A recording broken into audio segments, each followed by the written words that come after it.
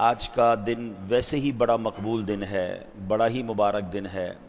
ذوالحجہ کا پہلا عشرہ، پہلے 10 دن جو ہیں وہ بڑے مبارک ہیں، اور یہ 10 راتیں بھی بڑی مبارک ہیں۔ اور ان 10 دن اور 10 راتوں میں عبادت کا ثواب بھی بہت زیادہ ہے۔ اور آج تو ماشاءاللہ جمعہ کا دن ہے، جیسا کہ ہم اپنے مختلف بیانات میں بار بار عرض کرتے رہتے ہیں کہ جمعہ کی ایک نیکی 70 نیکیوں کے برابر ہے۔ اور پھر آج جمعے کا وہ دن ہے کہ ماشاءاللہ حاجی جو ہیں اس وقت لاکھوں لاکھ کی تعداد میں مینا شریف کی وادی میں موجود ہیں۔ خاص رحمت الہی کا نزول ہو رہا ہوگا۔ احرام پہنے لبیک اللہم لبیک لبیک لا شریک لک لبیک ان الحمد والنعمت لک والملک لا شریک لک، یہ صدائیں بلند ہو رہی ہوں گی، اور وہ خوش نصیب اللہ کی رحمت کے دریا اور اس کی بارش میں نہا رہے ہوں گے۔ اللہ سب کا حج قبول فرمائے۔ کل یہ عرفات جائیں گے، اللہ عرفات میں بھی سارے حاجیوں کی حفاظت فرمائے اور سب کو حج مبرور نصیب فرمائے، اور آئندہ سال رب کریم ہم سب کو بھی حج کی سعادت نصیب فرمائے۔ تو یہ مبارک گھڑیاں ہیں، مبارک لمحات ہیں، مانگنے کے دن ہیں، اللہ کو راضی کرنے کے دن ہیں۔ جہاں لاکھوں حاجی حج کو گئے ہیں، وہاں کروڑوں مسلمان دنیا بھر میں سنت ابراہیمی بھی ادا کریں گے۔ تو آج انشاءاللہ قربانی کے موضوع پر چند باتیں انشاءاللہ میں عرض کروں گا۔ یہ واقعہ قربانی بھی سنیں گے اور پھر قربانی کے کچھ احکام بھی ہم سمجھنے کی کوشش کریں گے، مگر اس سے پہلے درود پاک کی فضیلت پر بڑی پیاری حدیث پاک سرکار مدینہ راحت قلب و سینہ صاحب معطر پسینہ صلی اللہ تعالیٰ علیہ وسلم کا فرمان عافیت نشان ہے، اے لوگو بے شک بروز قیامت اس کی دہشتوں اور حساب کتاب سے جلد نجات پانے والا شخص وہ ہوگا جس نے تم میں سے مجھ پر دنیا کے اندر بکثرت درود شریف پڑھے ہوں گے۔ یعنی قیامت کے دن جلدی فارغ، جلدی مشکل سے نکلنے والا، ڈیفیکلٹی سے جان چھوٹ جائے گی جس نے دنیا میں کثرت سے درود پاک پڑھے ہوں گے۔ اور ہم الحمدللہ ہر جمعے ہی تقریباً یہ حدیث پاک سنتے ہیں کہ جس کا مضمون ہے کہ جو کوئی شخص جمعہ کے دن 200 بار درود پاک پڑھے، حدیث پاک کے مضمون کے مطابق اس کے 200 برس کے گناہ معاف کر دیے جاتے ہیں۔ تو یہ خاص دن ہے، خاص گھڑیاں ہیں، کثرت سے درود پاک پڑھتے رہا کریں۔ آئیے مل کر محبت کے ساتھ باآواز بلند درود پاک پڑھ لیں۔ صلو علی الحبیب صلی اللہ تعالی علی محمد صلی اللہ علیہ وسلم۔ آج 8 ذوالحجہ مکہ پاک میں ہے، ہمارے یہاں تو آج 7 ہے، مگر وہاں 8 ذوالحجہ ہے۔ آج سے 5000 سال کم و بیش، بلکہ اس سے بھی زیادہ سالوں پہلے 8 ذوالحجہ کا ہی دن تھا، بلکہ 7 اور 8 کی درمیانی رات تھی کہ اللہ کے خلیل حضرت ابراہیم علیہ نبینا علیہ الصلوۃ والسلام نے خواب دیکھا، اور خواب میں کوئی کہنے والا کہہ رہا تھا کہ اپنے بچے کو ذبح کرو۔ اب آپ بیدار ہوئے اور آپ سوچنے لگے کہ یہ اللہ کی طرف سے خواب ہے یا شیطان کی طرف سے کوئی اشارہ ہے۔ آپ ہیزیٹیٹ تھے، آپ کنفیوز تھے، سوچ و بچار کر رہے تھے۔ یوم الترویہ کہا جاتا ہے 8 ذوالحجہ کو۔ ترویہ کے معنی ہے سوچ و بچار، سوچ و بچار کا دن۔ 8 ذوالحجہ حضرت ابراہیم علیہ السلام سوچ بچار میں رہے، اس لیے اس کو یوم الترویہ کہا جاتا ہے۔ پھر 8 اور 9 کی رات، یعنی جس کو 9ویں رات کہتے ہیں، حضرت ابراہیم علیہ السلام نے پھر خواب دیکھا۔ پھر آپ کو خواب میں یہی بتایا گیا کہ آپ نے اپنے بیٹے کو ذبح کرنا ہے۔ اب آپ نے پہچان لیا کہ یہ اللہ کی طرف سے حکم ہے، یہ آرڈر اللہ کی طرف سے آیا ہے۔ اس لیے 9 ذوالحجہ کو یوم عرفہ کہا جاتا ہے۔ عرفہ کے معنی ہے پہچاننا، یعنی پہچاننے کا دن۔ لوگ حاجی 9 ذوالحجہ کو یوم عرفات میں جاتے ہیں، ہم یوم عرفہ کہتے ہیں۔ ایکچولی اس نام کی وجہ یہ ہے کہ حضرت ابراہیم علیہ السلام اس دن پہچان گئے کہ یہ اللہ کا حکم ہے، اور 10 ذوالحجہ کو یوم النحر کہا جاتا ہے، ذبح کا دن. تو یہ اس لیے کہا جاتا ہے کہ حضرت ابراہیم علیہ السلام نے اس دن حضرت اسماعیل علیہ السلام کو ذبح کرنے کا ارادہ کر لیا اور آپ چل پڑے ذبح کرنے کے لیے، اس لیے اس کو یوم النحر کہا جاتا ہے. ٹھیک ہے، پہلے یہ بات یاد رکھیے. اچھا، یہاں ایک میں شرعی مسئلہ بیان کر دوں کہ اگر آج کسی کو خواب میں کوئی ایسی بات آ جائے کہ اپنا بیٹا ذبح کر دیں یا فلاں چیز قربان کر دیں یا فلاں، یعنی یاد رکھیے ہم عام انسانوں کا خواب حجت اور دلیل نہیں ہوتی ہے. ہم میں سے کوئی بھی ایسا خواب دیکھ کر کوئی بھی ایسا کام کرے گا وہ گناہگار ہوگا. انبیاء کے خواب وحی ہوتے ہیں. ہمیں خواب میں کچھ بھی دکھ جائے، کوئی بھی آ کر کہہ دے، اگر وہ حکم شریعت سے ٹکراتا ہے تو ہم خواب پر عمل نہیں کریں گے. ٹھیک ہے نا. مثال کے طور پہ کسی کو اس کی مرحوم والدہ خواب میں آ جائیں اور وہ خواب میں آ کر کہیں کہ بیٹا نماز پڑھو، تو اچھی بات ہے بھائی، نماز پڑھے ہیں، صدقہ و خیرات دو، اچھی بات ہے، خواب میں آیا چلے دے دیں. ماں خواب میں آ کر یہ بولے بیٹا نماز نہ پڑھو، تو اب خواب نہیں مانیں گے. ہو سکتا ہے میں نے دیکھا کچھ تھا، سمجھا کچھ تھا. خواب میں تو ویسے بھی بہت ساری چیزیں دیکھ رہے ہوتے ہیں جو ہمیں بعد میں اٹھ کے سمجھ نہیں آ رہی تھی کیسے ہو سکتا ہے. تو آپ بات سمجھ رہے ہیں. تو اس واقعے کے بعد کوئی شیطان ہے نا، کسی کے دماغ میں یہ بات ڈال دے کہ جب حضرت ابراہیم کو خواب آیا تھا وہ بھی چلے بیٹا ذبح کرنے، ہم بھی چلتے ہیں. تو ایسا ہم انسانوں کے لیے، عام مسلمانوں کے لیے ایسا نہیں ہوتا. یہ بات سمجھ لیجئے گا. اچھا، اب ذرا سمجھیے گا، یہ کوئی چھوٹی قربانی نہیں تھی اور یہ پہلی قربانی بھی نہیں تھی.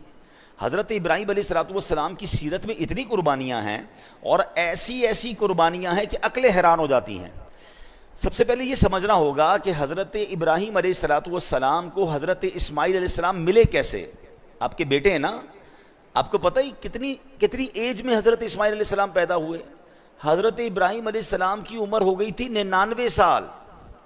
وہ 99 سال کی عمر تک دعائیں کرتے رہے، یا اللہ بیٹا دے دے، یا اللہ بیٹا دے دے. اور دعا کیا ہوتی تھی؟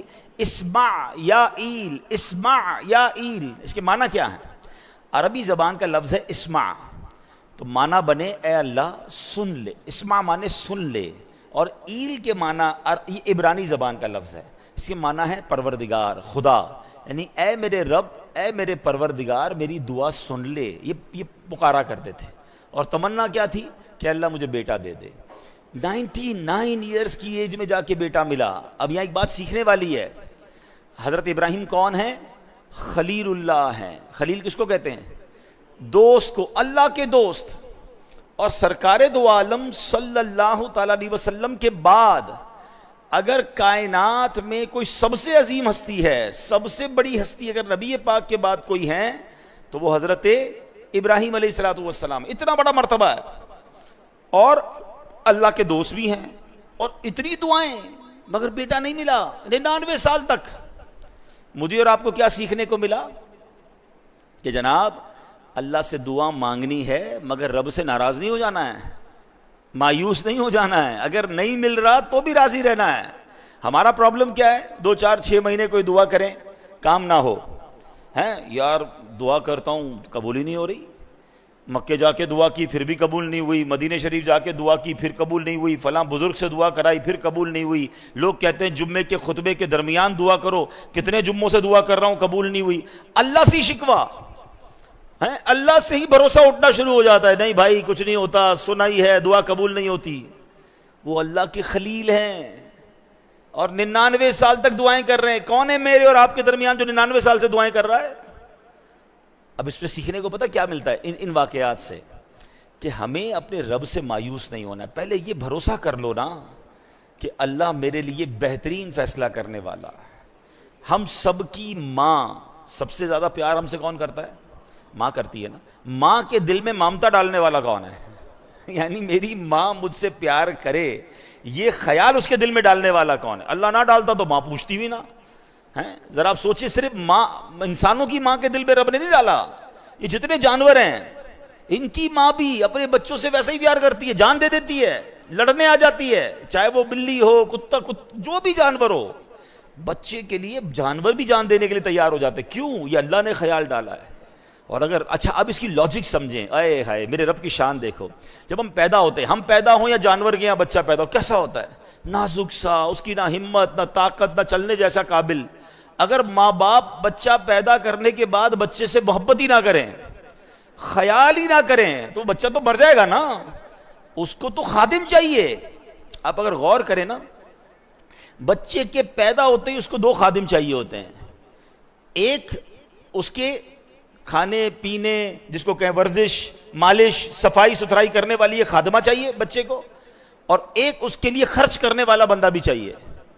اللہ نے کیسا انتظام کیا کہ ماں بچے کی باقاعدہ خادمہ بنتی ہے, اس کی گندگی بھی صاف کر رہی ہے, اس کو روز مالش بھی کر رہی ہے, اس کو کپڑے بھی پہنا رہی ہے, وہ روئے تو ماں تکلیف میں ہیں, وہ اٹھ جائے تو ماں اٹھ جائے, اس کے جسم میں اللہ نے ایسی خوراک دی کہ ماں اسے دودھ بھی پلا رہی ہے. یعنی اللہ نے کیسی ہم سب کے لیے انتظام کیا کہ اس کے دل میں ایسی چیز ڈال دی کہ وہ اپنے آرام نہیں دیکھے گی, بچے کا آرام دیکھے گی. اچھا, ماں سب کچھ کرے, پیسے ہی نہ ہو ماں کے پاس, تو بچے کو کپڑے کہاں سے پلائے گی, دوائیں کہاں سے دے گی. اب باپ کے دل میں رحم ڈالا کہ باپ اپنی جیب سے اپنی خواہشات کو مارتا ہے, اپنے بچے کی خواہشات پوری کرتا ہے. کیا شاندار انتظام میرے رب نے ہم سب کی پرورش کے لیے کیا. مگر اس سارے انتظام کو کرنے والا ہے کون؟ اللہ ہے نا. وہ کتنا پیار کرتا ہے ہم سے. پہلے یہ اطمینان کر لو کہ میری ماں سے کئی گنا زیادہ پیار میرا رب مجھ سے کرتا ہے. ٹھیک ہے, تو جب رب مجھ سے اتنا پیار کرتا ہے اور وہ نہیں دے رہا ہے, میں مانگ رہا ہوں پھر بھی نہیں دے رہا ہے, میں رو رہا ہوں پھر بھی نہیں مل رہا ہے, تو پھر یقین کر لو نا, یہی میرے لیے بہتر ہوگا, یہی میرے لیے اچھا ہوگا. میں نے کئی بار اپنے بیانات میں ایک ایگزامپل دی ہے سمجھانے کے لیے, آج پھر دے دیتا ہوں, شاید کسی کا دل میں اطمینان آ جائے. کئی لوگ ہوتے ہیں بیچارے پریشان ہوتے ہیں اور کنفیوز بھی رہتے ہیں, یار دعائیں مانگتے ہیں پتہ نہیں کیوں مسئلہ حل نہیں ہو رہا. مثال دیتا ہوں, چلے ایک ایگزامپل. آج کل گرمی کے دن ہیں, سب کو جی چاہتا ہے آئس کریم کھانے کا, شربت پینے کا, کولڈ ڈرنک پینے کا. لیکن اگر آپ کے کوئی چھوٹا بچہ ہو, بھائی ہو, اس کا گلا خراب ہو جائے, فلو ہو جائے اسے, ٹھیک ہے, نزلہ بھی ہو جائے, بخار ہو جائے, اور اب وہ رو رہا ہے کہ ابو میں نے آئس کریم کھانی ہے, یا ابو جی میں نے کولڈ ڈرنک پینی ہے, آپ کیا کریں گے؟ کھلائیں گے اسے؟ بتائیے نا. کولڈ ڈرنک پلائیں گے؟ اچھا وہ رو رہا ہے, نہیں میں نے پینی ہے, وہ بہت زور زور سے رو رہا ہے, آپ پلا دیں گے اسے؟ اچھا آپ کا کوئی دوست برابر میں آپ کے بیٹھا ہے, وہ کہے یار کیسے ظالم والد ہو یار, بچہ رو رہا ہے, پلا دو نا اسے آئس کریم, دے دو آئس کریم, کھلا دو یا کولڈ ڈرنک پلا دو. آپ ایک جواب دیں گے, میں والد ہوں, مجھے پتا ہے میرے بچے کو کب کیا دینا ہے, ابھی دوں گا بیمار ہو جائے گا, ابھی دوں گا اس کا گلا اور خراب ہو جائے گا, اس کو رونے دو, اس کو نہ دینا اس کے لیے اچھا ہے. ایسا ہی ہے نا. اب ذرا دل کے کانوں سے میرا جملہ سننا, آپ والد ہیں, آپ کو پتا ہے بچے کو کب کیا دینا ہے, میرے خالق کو نہیں پتا مجھے کب کیا دینا ہے؟ بات اگر یہ سمجھ آ گئی نا جس دن کہ میں رو رہا ہوں وہ نہیں دے رہا, میں تڑپ رہا ہوں وہ نہیں دے رہا, میں گڑ گڑا رہا ہوں وہ نہیں دے رہا, اب بندہ سمجھ جائے یہی میرے لیے بہتر ہے. میرا رب بہترین فیصلہ کرنے والا ہے, میری ماں سے زیادہ جب چاہنے والا ہے تو ڈیسیشن بھی بہترین ہوگا نا. اور ایسا لکھا کتابوں میں, روایتوں میں یہ مضمون ہے, کسی کا غریب رہنا اس کے لیے اچھا ہے اور کسی کا امیر بننا اس کے ایمان کے لیے اچھا ہے. کیونکہ اگر اس کو غریب کو امیر بنا دیا جاتا تو وہ پیسے کے اندر ایسا گم ہو جاتا کہ آگے جا کے اس کا ایمان بھی برباد ہو جانا تھا. تو رب جانتا ہے کہ اس کا غریب رہنا بہتر ہے. کسی کو امیر بنایا, اس کے لیے دنیا اور آخرت کے امیر رہنا اچھا تھا, غربت ہوتی تو کہیں یہ کفر کر لیتا. تو ہمیں نہیں پتا ہوتا, یہ اللہ کی تقسیم ہے. کوئی صحت مند رہتا ہے, کوئی بیمار رہتا ہے, کوئی خوش رہتا ہے, کوئی پریشان رہتا ہے. ارے یہ رب کے فیصلے ہیں, وہ ہم سے بہتر جاننے والا ہے. اور بعض اوقات جب نہیں ملتا نا اور اس کے کچھ عرصے بعد ملتا ہے تو عقل حیران ہو جاتی ہے کہ واقعی کمال فیصلہ تھا, یہی میرے لیے بہتر تھا. بے اولاد روتے ہیں اولاد نہیں مل رہی ہیں, در در جاتے ہیں دعائیں کرتے نہیں ملتی اولاد. کیا پتہ ایسی اولاد لکھی ہو اس کے نصیب میں کہ جو بڑے ہو کر ماں باپ کو مار کے گھر سے ہی نکالنا تھا. ہم نہیں سنتے بعض اوقات ماں باپ کہتے تو پیدا ہی نہ ہوتا تو اچھا تھا, اتنا بچہ تنگ کرتا ہے. تو یہ اللہ کے فیصلے ہیں. تو سبحان اللہ, حضرت ابراہیم 99 سال تک دعا کرتے رہے. اب جب دعا ہو گئی, حضرت اسماعیل مل گئے. اب مجھے بتاؤ, جس کو 15-20 سال بعد اولاد ملے تو وہ کتنا پیار کرتا ہے اپنے بچے کو, گود سے لگائے رکھتا ہے کہ اب تو پیر بھی زمین پر نہ رہے ہیں. مگر پہلا امتحان کیا تھا کہ اس دودھ پیتے بچے اور اس کی ماں کو ایک ایسے صحرا میں چھوڑ کر آ جاؤ کہ جہاں کوئی آبادی نہیں ہے. آپ امیجن کر سکتے ہیں کہ آپ اپنی زوجہ اور اپنے بچے کو کسی میدان میں, ریگستان میں چھوڑ کر آ جائیں, اور وہ بھی وہ بچہ جو اتنی دعاؤں کے بعد ملا ہو. مگر اللہ کا حکم تھا آپ چھوڑ کر آ گئے. وہ واقعہ طویل ہے, پھر کسی دن اس کو ڈسکس کریں گے. آپ نے سنا ہوگا کہ کس طرح بی بی ہاجرہ جو ہے صفا مروہ کے درمیان دوڑی, کس طرح حضرت اسماعیل کے قدموں سے زمزم جاری ہوا, اور پھر کس طرح مکہ آباد ہوا. سبحان اللہ. مگر پہلے قربانی تو سوچو کیسی تھی کہ ماں ہے, بچہ ہے, تھوڑا سا پانی اور کھانا ہے اور وہ ختم ہو گیا, اور اب کچھ نہیں ہے مگر اللہ پر بھروسہ ہے. اس خاندان کی قربانیاں تو سوچو. پھر اللہ نے حضرت ابراہیم اور حضرت اسماعیل سے کعبے کی تعمیر کروائی. وہ مقام ابراہیم جس پر کھڑے ہو کر حضرت ابراہیم نے کعبے کی تعمیر کی. سبحان اللہ. یہ کیسا اللہ کے نبی کا معجزہ ہے کہ 5000 سال سے زیادہ عرصہ گزر چکا ہے. جو مکے گئے ہیں انہیں پتا ہے کہ آج بھی اپنی آنکھوں سے حضرت ابراہیم کے قدموں کے نشان ہم دیکھتے ہیں, اور وہ پتھر ویسے ہی سلامت ہے. دنیا میں کوئی پرانی سے پرانی عمارت 700 800 1000 سال کے بعد ختم ہو جاتی ہے, گر جاتی ہے, نام و نشان مٹ جاتا ہے.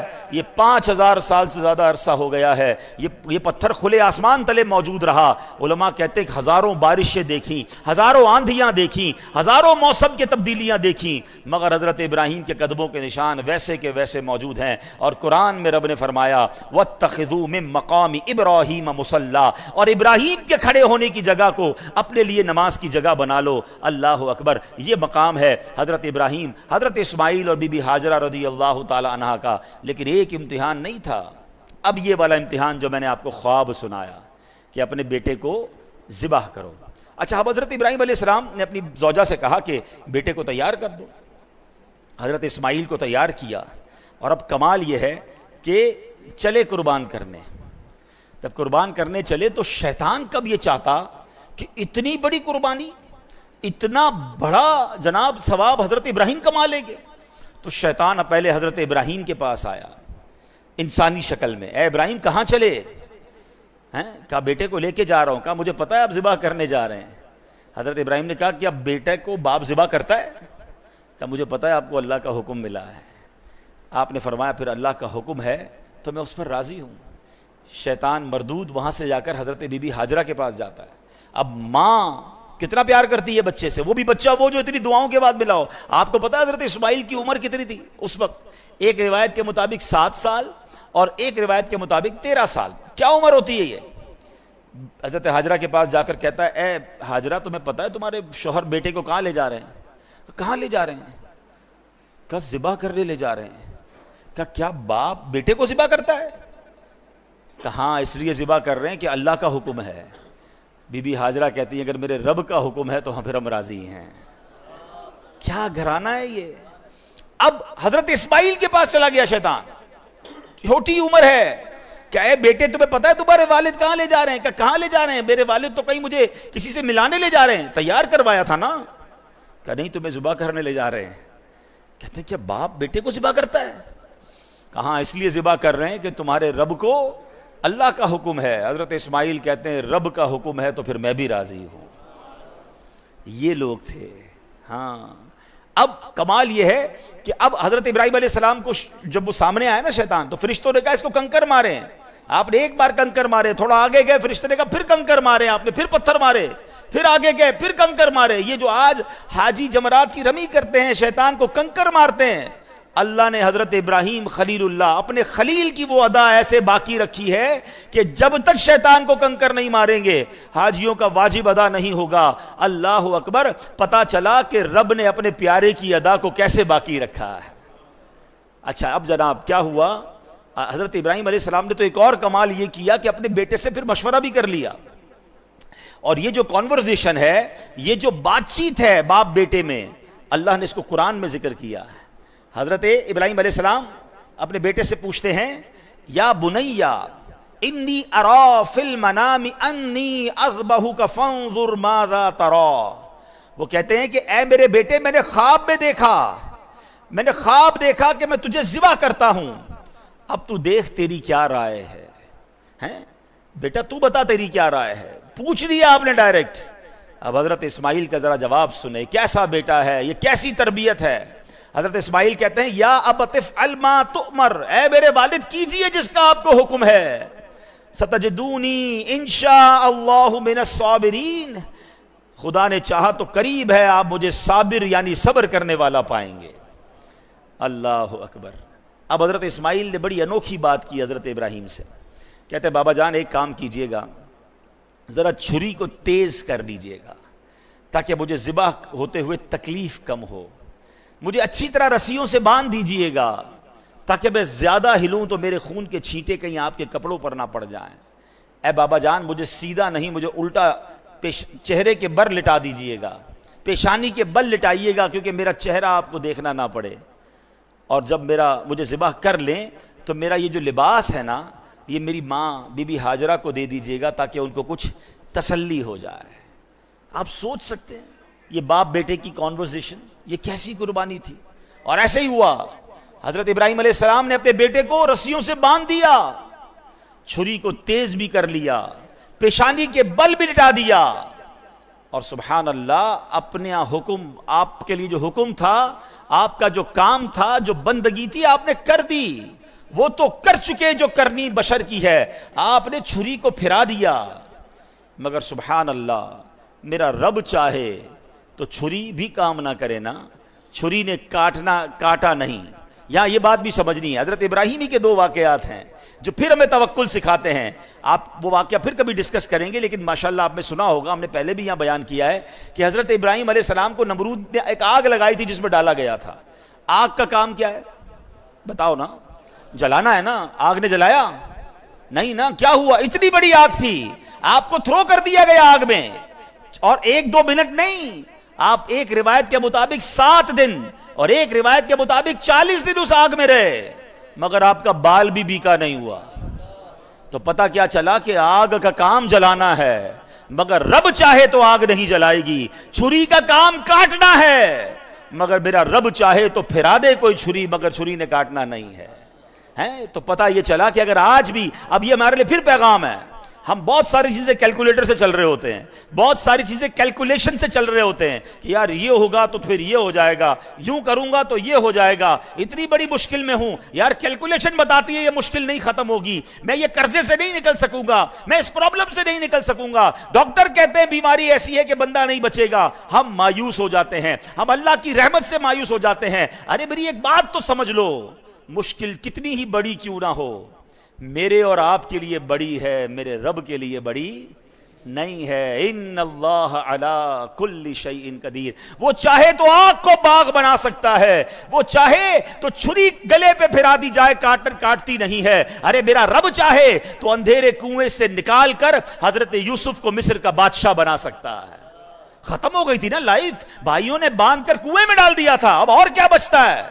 مگر اللہ نے صرف کنویں سے نہیں نکالا, مصر کا بادشاہ بنایا. حضرت میرا رب چاہے دریائے نیل حضرت موسیٰ اور ان کے ساتھیوں کے لیے راستے نکالتا ہے, اور اسی دریائے نیل میں پیچھے آنے والے فرعونیوں کو غرق بھی کر دیتا ہے.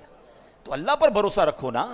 ہم کیوں بھروسہ توڑ دیتے ہیں, ہم کیوں مایوس ہو جاتے ہیں, لوگ خودکشی کی باتیں کرنے لگ جاتے ہیں, لوگ ڈپریشن کی طرف چلے جاتے ہیں کہ نہیں ہو سکتا. ارے حضرت آپ کو نہیں پتا پرابلم بہت بڑا ہے, یقیناً تمہارا پرابلم کتنا ہی بڑا کیوں نہ ہو, میرے رب کی قدرت اس سے بڑی ہے, میرے رب کی نگاہ رحمت پڑنی ہے, تمہارے مسائل حل ہو سکتے ہیں. بس اصل بھروسہ چاہیے. علامہ اقبال شاعر مشرق نے کہا نا کہ اگر آج بھی ہو ابراہیم سا ایمان پیدا, there is only one condition, ایمان وہ والا چاہیے. اگر آج بھی ہو ابراہیم سا ایمان پیدا, آگ کر سکتی ہے انداز گلستان پیدا. اب کیا ہوا, چھری پھرا دی, چھری نے کاٹا نہیں, اور اب اللہ نے حکم دیا حضرت جبریل امین کو, اے جبریل جاؤ اور جنتی مینڈھا لے کر جاؤ. اور حضرت جبریل جنت سے مینڈھا لے کر آئے, اور جب لے کر آئے نا تو حضرت جبریل کی آواز کیا تھی, اللہ اکبر اللہ اکبر. حضرت ابراہیم اپنے بیٹے کے اوپر جھکے ہوئے ہیں, چھری ہاتھ میں ہے, آسمان کی طرف نظر کی تو دیکھا کہ جبریل آسمان سے آ رہے ہیں. آپ سمجھ گئے کہ میرے امتحان کا وقت ختم ہو گیا. آپ نے کیا کہا, لا الہ الا اللہ واللہ اکبر. حضرت اسماعیل جو نیچے لیٹے ہوئے تھے وہ بھی سمجھ گئے, جب تکبیر کی آوازیں سنی تو سمجھ گئے کہ امتحان پورا ہو گیا. کہتے ہیں اللہ اکبر وللہ الحمد. یہ جو عید کے دن تسبیح پڑھتے ہیں نا, اس کا ذرا سینیریو سمجھیے، اس کا پس منظر اور بیک گراؤنڈ سمجھیے. یہ کتنی مبارک تسبیح ہے کہ اس کے شروع کے الفاظ حضرت جبریل کی زبان سے نکلے ہیں، اس کے درمیان کے الفاظ حضرت ابراہیم کی آواز میں نکلے ہیں، اور آخری الفاظ حضرت اسماعیل کی زبان سے نکلے ہیں. ہم تو تسبیح نارملی پڑھ لیتے ہیں، مگر اس سینیریو کو، اس قربانی کو، اس عظیم واقعے کو تو یاد کیا کرو. بلکہ میرے پیارے اسلامی بھائیوں، اس بیان کو، اس واقعے کو اپنے بچوں کو سنائیں. آج ہمارے سامنے تو ہم نے اپنے قربانی کو ایک فیسٹیول بنا دیا ہے. جناب جانور آ رہے ہیں، تصویریں کھنچ رہی ہیں، ہم گھما رہے ہیں، پھرا رہے ہیں، اور ذبح کے بعد جناب پھر اس کی باربیکیو پارٹیاں ہوں گی. کون بتائے گا بچوں کو؟ کون یاد کرے گا اس قربانی کو؟ ارے سوچو تو صحیح، 99 سال کی دعاؤں کے بعد بیٹا ملا تھا اور اس کو ذبح کرنے چلے تھے. ہمیں کہا گیا صرف جانور قربان کر دو. ذرا سوچیے اگر ہم سے کہہ دیا جائے کہ کم از کم زندگی میں ایک بار سب اپنا اپنا بچہ ذبح کرو، ہم کرتے؟ ہم کر پاتے ہیں؟ یا نماز کے لیے ٹائم نہیں ہے لوگوں کے پاس، فرض حج ہو جاتا ہے تو حج کرنے نہیں جاتے، کون قربانی دیتا؟ سوچئے کتنی آسانی ہمارے لیے. لیکن کیا ہم بھول جائیں گے اس قربانی کو؟ کیا یاد نہیں کریں گے کہ اللہ والوں نے کیسی کیسی قربانیاں دی؟ اللہ ان کے صدقے ہمیں کچھ اپنے معمولات کو سدھارنے کی توفیق عطا فرمائے. اب اس تسبیح کو ذرا اس تصور میں تو پڑھیے نا کہ سبحان اللہ، پہلے حضرت جبرائیل کا کہہ رہے ہیں اور پھر حضرت ابراہیم اور آخر میں حضرت اسماعیل. مل کر پڑھیں گے. اللہ اکبر اللہ اکبر لا الہ الا اللہ واللہ اکبر اللہ اکبر وللہ الحمد اللہ اکبر اللہ اکبر لا الہ الا اللہ واللہ اکبر اللہ اکبر وللہ الحمد اللہ اکبر اللہ اکبر لا الہ الا اللہ واللہ اکبر اللہ اکبر وللہ. چلے اس تسبیح کا طریقہ بھی سمجھ لیں کہ عید الاضحیٰ کے لیے جب آپ چلیں گے تو آپ نے اس کو بلند آواز سے پڑھنا ہے. جب گھر سے نکلیں نماز عید کے لیے تو بقرہ عید میں بلند آواز سے پڑھیں اور عید الفطر میں اس کو پست آواز سے پڑھنا ہوتا ہے. عید کی نماز کے لیے آنے کا ایک اور سنت طریقہ یہ ہے کہ عید کی نماز کے لیے ایک راستے سے آئیں اور دوسرے راستے سے آپ نے واپس جانا ہے. اور سبحان اللہ، وہ تو بچہ قربان کرنے گئے تھے اور اللہ نے قربانی کیسے قبول فرمائی، مگر ہم جو جانور قربان کر رہے ہیں اللہ کی مہربانی دیکھیں، اس پر ثواب کتنا بڑا عطا فرمایا. حدیث پاک میں آتا ہے قربانی کرنے والے کو قربانی کے جانور کے ہر بال کے بدلے میں ایک نیکی ملتی ہے. جتنے بال ہوتے ہیں جانور پر اتنی نیکیاں ملتی ہیں. ایک اور حدیث پاک، جس نے خوش دلی سے طالب ثواب ہو کر قربانی کی تو وہ آتش جہنم سے حجاب یعنی روک ہو جائے گی. یعنی اگر خوش دلی کے ساتھ، بوجھ سمجھ کر نہیں، یا اللہ تیرا شکر تو نے قربانی کرنے کی توفیق دی، اور اللہ کے لیے قربانی ہو، دکھاوے کے لیے نہیں. آج کل تو قربانی کو بھی جناب ایک اسٹیٹس سمبل بنا لیا گیا ہے. میں نہیں کہتا جانور اچھے قربان نہ کریں، بہترین جانور قربان کریں. اللہ نے دیا ہے، مہنگے سے مہنگا جانور قربان کرو، یا اللہ تیری مہربانی تو نے اتنا مال دیا. لیکن وہ اس لیے نہیں کہ شو آف، میں سب سے بڑے جانور لایا ہوں، میرے نام ہوگا، میرا جناب اس کے بعد اس لوگوں میں واہ واہ ہوگی. اگر یہ نیت ہے تو پھر ثواب نہیں ملنا اللہ کی رضا کے لیے. ہاں ہم پتہ ہے قربانی کے لیے ایک دعا پڑھتے ہیں، میں آگے وہ دعا بھی سناؤں گا، اس میں بھی یہی مقصد ہے. ایک اور بڑی پیاری حدیث پاک، پیارے آقا علیہ الصلوۃ والسلام نے اپنی پیاری صاحبزادی خاتون جنت بی بی فاطمہ الزہرا رضی اللہ تعالیٰ عنہا سے فرمایا، اپنی اے فاطمہ اپنی قربانی کے پاس موجود رہو، کیونکہ اس کے خون کا پہلا قطرہ گرے گا اور تمہارے سارے گناہ معاف کر دیے جائیں گے. قربانی کے وقت قربانی کے پاس موجود رہنا ہے. ہاں اب یہاں یہ سمجھ لیجئے کہ قربانی کس پر واجب ہے، اور واجب ہوتے ہوئے اگر قربانی نہیں کرے گا تو پھر وہ گناہ گار ہوگا. بلکہ فتاوی امجدیہ میں ہے کہ اگر کسی پر قربانی واجب ہے اور اس وقت اس کے پاس پیسے نہیں ہیں تو قرض لے کر یا کوئی چیز فروخت کر کے بھی قربانی کرے، یہ ضروری ہے. ٹھیک ہے. اچھا واجب کس پر ہے؟ اب یہ سمجھ لیتے ہیں کہ قربانی واجب ہونے کے لیے کتنا مال ہونا چاہیے. ہر بالغ مقیم یعنی مسافر نہ ہو، مقیم ہو، مسلمان مرد و عورت مالک نصاب پر قربانی واجب ہے. اب مالک نصاب کون ہوتا ہے؟ اصل چیز تو یہ سمجھنی ہے نا، عقل والا ہو، پاگل نہ ہو، بالغ ہو اور مقیم ہو۔ اب مالک نصاب کون ہے؟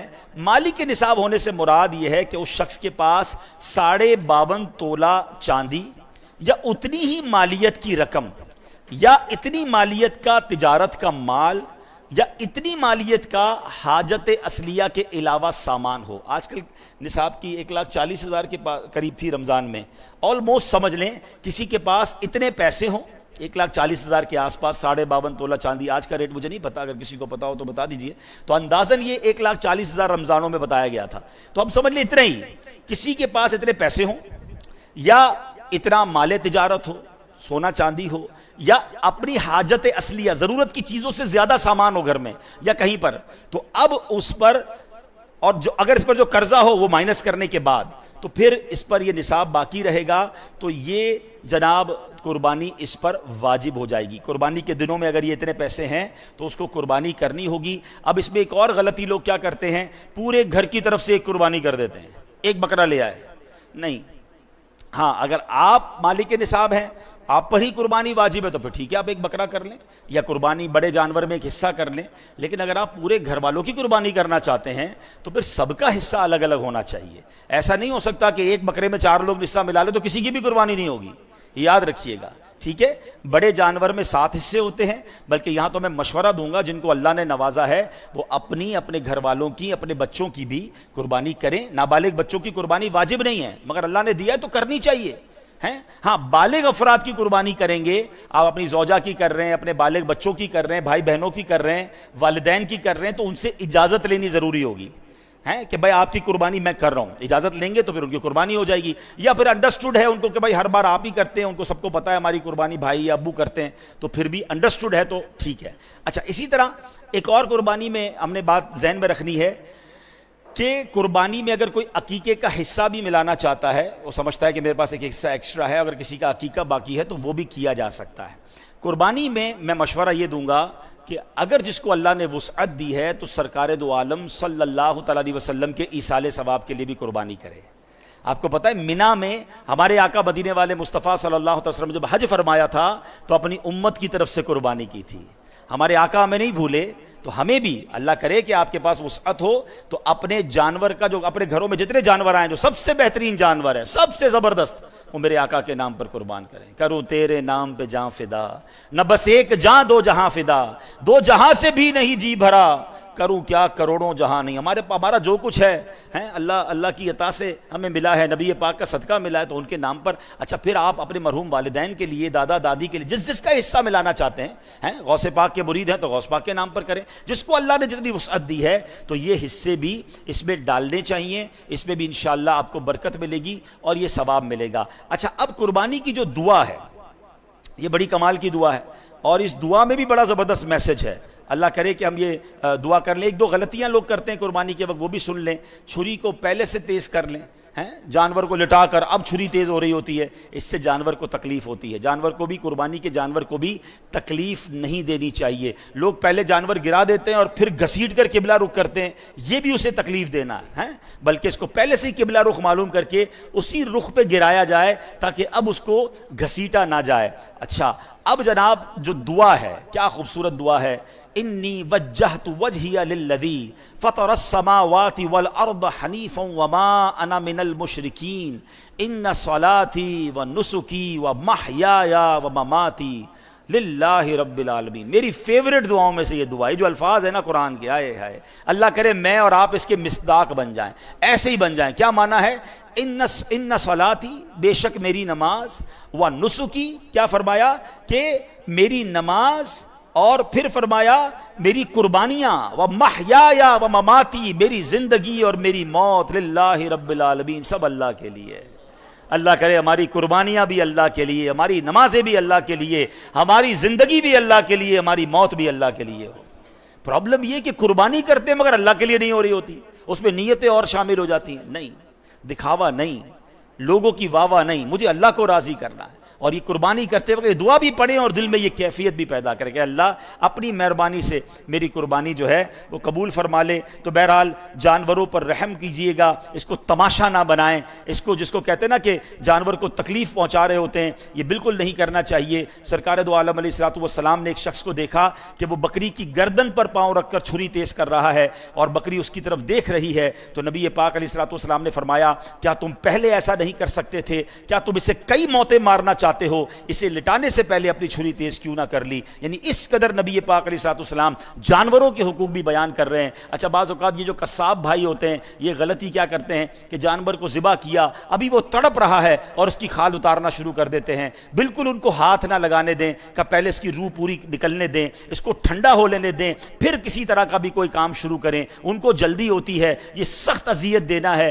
کہ ابھی تو وہ ذبح ہوا ہے، اس کو ٹھنڈا ہو لینے دیں۔ جب بالکل آپ کو لگے کہ اس کی روح نکل گئی ہے، وہ ٹھنڈا ہو گیا ہے، اب اس کو جناب اس کا جو بھی گوشت وغیرہ یا کھال وغیرہ پر کام کرنا ہے وہ کریں۔ تو یہ بھی آپ نے قصاب سے یہ معاملہ کرنا ہے۔ آخری بات کہہ دوں جو ایک بڑی غلطی لوگ کرتے ہیں کہ جب جانور کو ذبح کرتے ہیں، یاد رکھیے جانور کو ذبح کرتے وقت جو بھی ذبح کرے گا اسے بلند آواز سے بسم اللہ اللہ اکبر پڑھنا ہے۔ جان بوجھ کر نہیں پڑھے گا تو وہ جانور ذبح ہی نہیں ہوگا، حلال ہی نہیں ہوگا، ٹھیک ہے۔ اب اس میں غلطی کیا ہو رہی ہے کہ لوگ کہتے ہیں ذرا ہم بھی چھری گھمائیں گے۔ اچھا ہم ہوتے اناڑی ہیں، ہمیں ویسی چھری گھمانا آتی نہیں ہے، تو اگر آپ نے چھری آپ نے بھی ہاتھ لگایا ہوا ہے یا آپ بھی ساتھ ذبح کر رہے ہیں، 2 افراد یا 3 افراد، تو سب مل کر پھر بلند آواز سے بسم اللہ اللہ اکبر کہیں گے۔ ایک نے کہا اور ایک نے نہیں کہا تو یہ درست نہیں ہے۔ جتنے لوگ ذبح میں شامل ہیں، جو ذبح کرنے میں شامل ہیں، ان سب نے تکبیر بلند آواز سے پڑھنی ہے۔ اچھا اب بدقسمتی سے کراچی میں ایک بڑا مسئلہ ہے کہ کئی لوگوں کے منہ میں پان گٹکا ہوتا ہے اور یہ قصاب بھائی بھی بعض اوقات کھا رہے ہوتے ہیں، تو پہلے چیک کر لیں بھائی کہ اگر ان کے منہ میں پان گٹکا ہے تو ان کی تو آواز ہی نہیں نکلے گی، اور ہم لاکھوں روپے کا جانور لے کر آئیں اور وہ ذبح صحیح ہوا کہ نہیں ہوا، تو پانی وانی پلا دیں، پہلے ان کو چائے پلا دیں تاکہ منہ ان کا صاف ہو جائے، اور ان کو بھی بار بار کہیں کہ آپ نے ذبح کے وقت بلند آواز سے تکبیر پڑھنی ہے، اور اگر آپ ساتھ ذبح کر رہے ہیں تو آپ بھی تکبیر پڑھیں۔ اللہ کریم سے میں دعا کرتا ہوں رب کریم سب کی قربانیوں کو اپنی بارگاہ میں قبول فرمائے۔